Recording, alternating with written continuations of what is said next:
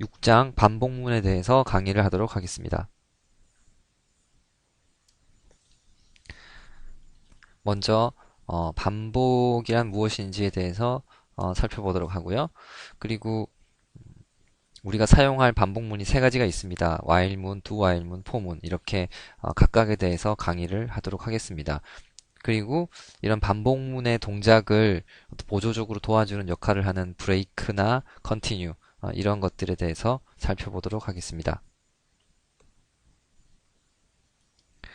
자, 반복 구조는 왜 필요한가? 예, 반복 구조는 같은 처리 과정을 되풀이하는 것이 필요하기 때문이다 라는 건데요. 지금 예를 든 게 30명의 그 학생이 있을 때 이 학생들의 그 평균 성적을 구할 때 30번 반복 덧셈을 해야 되니까 이제 이런 것들을 원래 여러분들이 지금까지 알고 있는 그런 지식으로만 코딩을 하고자 한다면 아마 30번 더하는 그런 그 문장을 순차문을 30줄을 작성을 해야 될 거예요. 근데 이제 그렇게 할 필요 없이 반복문을 이용을 하면 한 두세 줄 정도로 그런 작업을 할 수 있다라는 겁니다. 자, 프로그램의 흐름을 제어하는 방법에 대해서 정리를 해놨습니다. 순차 구조, 첫 번째가 순차 구조고요. 이거는 뭐 지금까지 쭉 해왔던 그런 대부분의 문장들이 다 순차 구조에 해당하고요. 그리고 이게 이제 제어문이죠. 제어문에서 제어문이 있고 여기서 그 선택 구조 이게 이제 조건문 지난 시간에 했었던 조건문이고요. 그리고 반복 구조가 이제 반복문에 해당합니다. 이제 조건문은 어떤 여기 이 단계에서 조건을 따져가지고요. 이제 뭐 참이면 이런 동작을 수행을 하고 거짓이면 이런 동작을 수행하는 그러한 기능을 제공을 하는 거고요. 반복문은 이렇게 동작하다가 반복문을 만나게 되면 반복을 쭉 하고 이제 그 어떤 조건에 반복을 이제 할 때 어떤 조건을 따져가지고 그 조건을 만족하지 못하면 반복문을 빠져나오거나 혹은 반복 횟수를 미리 정해준 다음에 그 반복 횟수만큼 돌고 나면 반복을 하고 나면 이제 반복문을 빠져나오는 그러한 형태로 반복문이 구성이 될 수가 있습니다. 이렇게 프로그램의 흐름을 제어하는 방법이 이렇게 세 가지 구조가 있고 지금 선택 구조까지 배웠고요. 지금 반복 구조에 대해서 배우고 있습니다. 자, 뭐 반복문의 종류는 앞에서 이야기했지만 while문, do-while문, for문 이렇게 세 가지가 있습니다. 일반적으로 while문 같은 경우는 어떤 조건을 제시를 하고요. 그 조건에 이게 지금 나와 있는 것처럼 조건이죠. 어떤 조건을 준 다음에 그 조건이 참이면 반복을 하고요. 거짓이면 이제 반복을 끝내는 그러한 동작을 수행을 하는 거고요. 포문은 횟수를 줍니다. 그냥. 물론 이것도 사실 엄밀히 따지면은 안에 이제 조건이 들어가 있죠. 횟수가 이제 몇 번인지 검사하는 그런 조건을 따지기 때문에 이것도 조건이 완전 없다고 할 수는 없지만 하여튼 그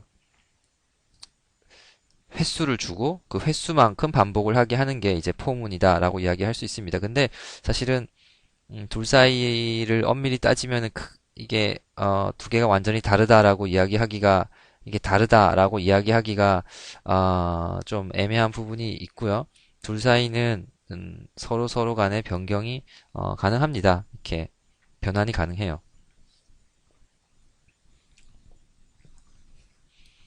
자, 이번 장에서는 while 반복문에 대해서 살펴보도록 하겠습니다. while 반복문은 앞에서 이야기했던 것처럼 어떤 조건에 따라 가지고 그 조건이 참이면 반복문을 계속 수행을 하고요. 거짓이면 반복문을 끝내는 그런 동작을 하는데 do while문하고 while문은 동일합니다. 사실은 이제 do while문은 조건을 뒤에 따진다는 거고 while문은 조건을 먼저 따진다는 그 차이만 있지 이건 두 개는 동일해요. 그래서 while문만 제대로 알고 이 while문을 이해를 할 때 반복에 대한 개념을 다시 정확히 이해를 하면 이제 포문도 여러분들이 쉽게 이해를 할 수 있습니다. 그래서 지금 while 반복문에 대한 내용이 상당히 중요합니다. 자, while문은 다음과 같이 구성이 되어 있습니다. 어, while에서 조건식을 쓰고요. 이 조건에 따라서 이 문장이 반복이 될 건지 말 건지를 결정을 하게 되는 거예요. 음, 뭐 if문에서 배웠던 거와 마찬가지로 문장이 하나가 아니라 여러 개일 경우, 여러 개의 문장을 반복해야 될 경우에는 이렇게 중괄호를 이용을 해서 코드 블럭을 만들어주면 이 코드 블럭 내에 있는 문장들이 반복이 됩니다. 그래서 보시면은 조건을 따지고요. 조건이 참이면은 어떤 문장들을 반복을 하고요. 거짓이면은 이렇게 빠져나오게 되는, 반복을 끝내게 되는 그런 동작을 수행을 합니다. 자, 반복문의 실행 과정 설명을 했습니다. 다시 한번 여러분들이 자세히 읽어보면서 확인하시기 바라고요.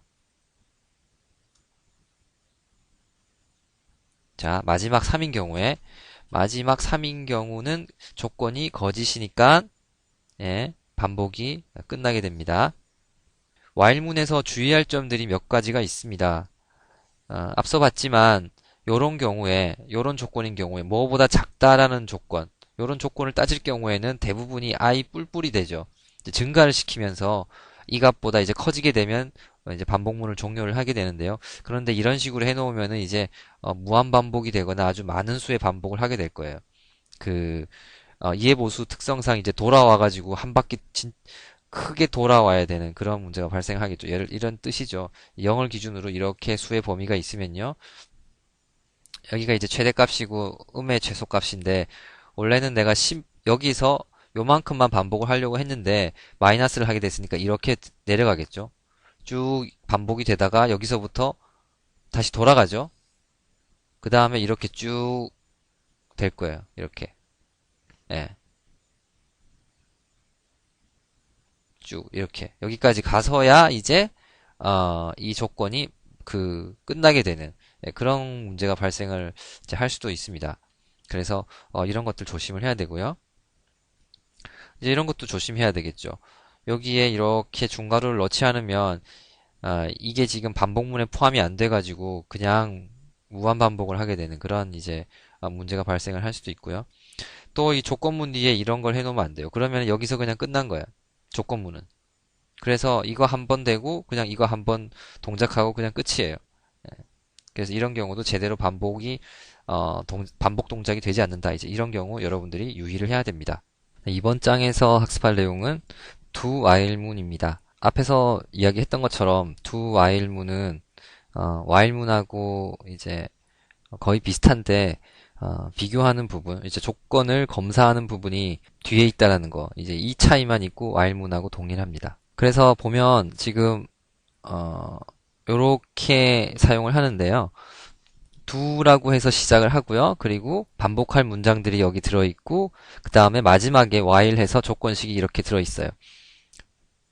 사용한 예를 보면 이것도 마찬가지로 반복할 문장이 하나 이상일 경우, 두 개 이상일 경우에는 이렇게 코드 블럭을 중괄호를 이용을 해서 코드 블럭을 지정을 해두고요. 그 다음에 맨 마지막에 이렇게 조건을 검사하는 부분을 위치를 시킵니다. 그래서 while문은 일단 조건을 검사한 다음에 문장을 실행을 할지 말지를 결정하는데 그에 반해서 do while문은 일단 무조건 한 번 문장들을 수행을 하고요. 이 문장들은 무조건 한 번 수행이 되고 그 다음에 검사가 이루어지게 됩니다. 그래서 이거 같은 경우는 지금 i 값이 일단 증가가 된 다음에 검사를 하게 되는 거죠. 그래서 do while문을 쓸 때는 이제 while문하고 do while문을 쓸 때는 그 반복되는 횟수가 차이가 날 수가 있어요. 그래서 그런 점들을 유의를 해서 사용을 해야 됩니다. 이런 식으로 되는 거죠. 일단 문장이 이 문장은 무조건 수행이 되는 거고요. 그 다음에 조건을 검사를 하고 그 조건에 따라 가지고 문장을 반복해서 수행을 할지 아니면은 끝낼지 이렇게 결정을 합니다. 네, 이번 장에서 학습할 내용은 포반복문입니다. 포반복문은 반복문 중에서 아마 프로그래밍 하는 사람들, 소프트웨어 방식으로 프로그래밍 하는 사람들한테는 아마 가장 많이 쓰고 중요한 반복문에 해당합니다. 자, 포반복문은 미리 몇 번 반복을 해야 되는지를 정해주게 되는데요. 처음에 이렇게 구조적으로 살펴보면 초기화를 시켜놓고요. 그 다음에 조건식을 따지면서 이렇게 이 조건식이 참인 이상 이거를 이렇게 반복을 하는 구조를 가지고 있는데요. 이런 구조를 보면 while문하고 어차피 반복하는 그런 방법이야 유사한데 반복문을 정의하는 방법이 훨씬 더 while문에 비해서 구조적이고요. 쓰기가 좀 편리하게 그렇게 되어 있어요. 그래서 처음에 여기가 어떤 변수에 대해서 초기화를 시키는 부분이 있고요. 그리고 변수에 대해서 조건을 따지는 부분이 여기 있습니다. 그리고 그 변수를 어떤 방식으로 증감을 시킬 건지 여기다 정의를 하고요. 그래서 이러한 어떤 반복을 위한 여러 가지 필요한 것들이 하나의 이 괄호 안에 모두 들어가서 처음에 정의를 하고요. 요거에 따라 가지고 요게 정의된 문장들을 순차적으로 반복을 하게 되는 거예요. 자, 반복문의 예를 나타냈는데요. 헬로 월드를 10번 0에서 9까지 10번 출력하는 그런 예제입니다. 자, 여기에 보면 초기화를 시켰죠. 변수를 초기화를 시켰고요. 초기화를 시키기 전에는 반드시 그 변수는 정의가 되어 있어야 돼요. 선언이 되어 있어야 되고요. 그리고 그 변수에 대한 조건. 자, 이 변수가 0에서 10보다 작을 때까지 반복을 한다는 뜻이고요. 그러면은 그 변수를 어떻게 증가시킬 것이냐 하는 부분을 여기다가 정의를 하고요. 그러니까 플러스니까 1씩 증가를 하는 거죠. 그래서 0에서 1, 2, 3 해서 쭉 9까지, 10보다 작은 9까지 증가를 시킵니다. 총 10번이죠. 10번. 10번입니다. 10번, printf hello world를 하게 되고요. 마찬가지로 이것도 반복하는 문장이 하나 이상인 경우에는 중괄호를 이용을 해서 이렇게 코드 블럭을 지정을 해둡니다. 그러면은 코드 블럭 내의 문장들을 반복 수행하게 됩니다. 포문의 실행 과정을 좀 구체적으로 나타냈습니다. 보시면은 처음에 초기화가 되었죠. 그 다음에 검사를 해요. 검사를 하고 동작을 수행을 하고 이 문장에 대한 반복 동작을 수행을 하고요. 그리고 증감을 시키는 그러한 구조를 가지고 있고요. 첫 번째는 이렇게 수행을 하고요. 그 다음부터는 바로 검사를 하죠. 이제 검사를 하고 실행을 하고 또 증가를 시키고 이런 식으로 수행이 돼요. 그러다가 검사했을 때 조건이 이제 참이 아니면 빠져나가게 됩니다. 이런 식으로.